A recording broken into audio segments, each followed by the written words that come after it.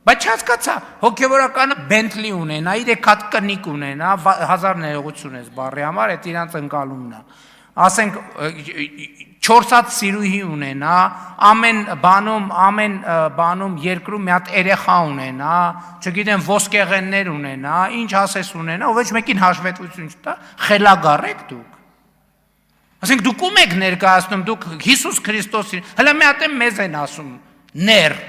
Դուք ձեզ հայելու մեջ տեսել եք ընդհանրապես։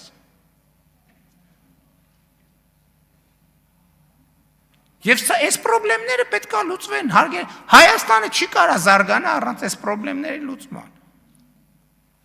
Մամուլում հայտնվում է, որ կաթողիկոսի աղբերը KGB-ի գործակալը, ոչ մի բան, ով է հարց տալիս։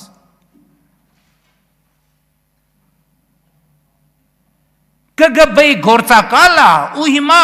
նոր Նախճեվանի թեմի առաջնորդ է։ Ոչ մի բան, ոչ հենց տենց էլ պետք է լինի։ Այս կներեք խելագարություն ասենց բան ոնց կարա լինի։ Մի հատ էլ ասում են ոնց բանի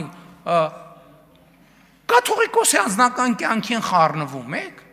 Ոնց կաթողիկոսը անձնական կյանք ունի։ Այսինքն վարչապետը անձնական կյանք չունի, չի կարա ունենա, բայց կաթողիկոսը անձնական կյանք ունենա։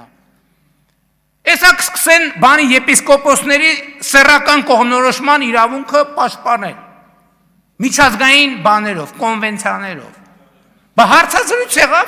եկեղեցու սպասավոր, ով ներսից գիտի, ասում է բանը ինչ որ մեկը սեռական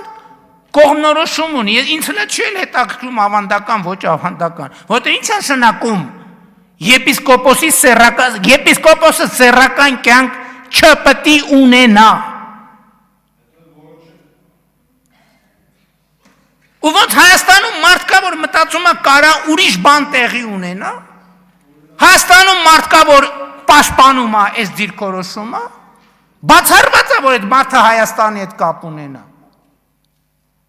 Ինքը ուրեմն բանն է, այդ բանի եզրասի, այդ բանի գործակալական ցանցի անդամ է, ուղիղ կամ անուղղակի։